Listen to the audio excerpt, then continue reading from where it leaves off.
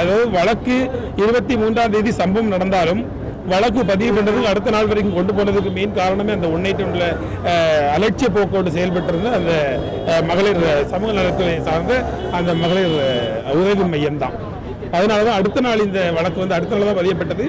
அப்புறமா இதெல்லாம் உதவி செய்ய மாட்டாங்க அப்படின்றதுனால தான் நாங்கள் கொண்டு போனோம். அப்புறமா கோட்டுப்புறம் இன்ஸ்பெக்டர் மகளிர் காவல் ஆய்வாளர் வந்து நேரடியாக புகார் தெரிவித்த போது இந்த பெண் பிள்ளையை விசாரிக்கிறதுக்காக 2 ஆண் காவலர்களை அனுப்புறாங்க.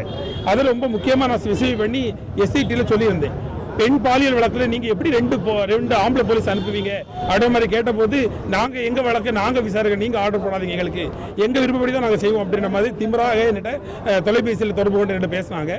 அதுக்கப்புறம் கார்த்தி சுரலைன்ட்டு அன்யூனிஃபார்மில் ஒரு போலீஸும் அப்புறமா யூனிஃபார்மில் இன்னொரு போலீஸையும் அனுப்பியிருந்தாங்க.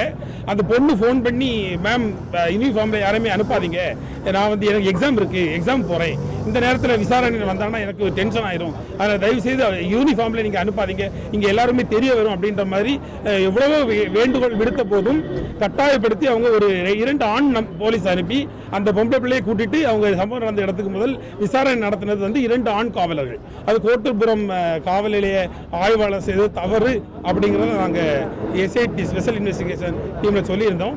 கொடுத்தாங்க. இந்த எஃப்ஐஆர் வந்து போடாத, எஃப்ஐஆர் போனேன்னா உன்னுடைய வாழ்க்கை பாதிக்கப்படும் அப்படின்ட்டு அந்த வந்த ஆண் காவலர் வந்து அழுத்தமாக எஃப்ஐஆர் போட விடாமல் தடுத்திருக்கிறார் அந்த பிள்ளையை. அது பிறகு நான் என்னுடைய உந்துதல் தான் அது வந்து எஃப்ஐஆர் ஆக்கப்பட்டது.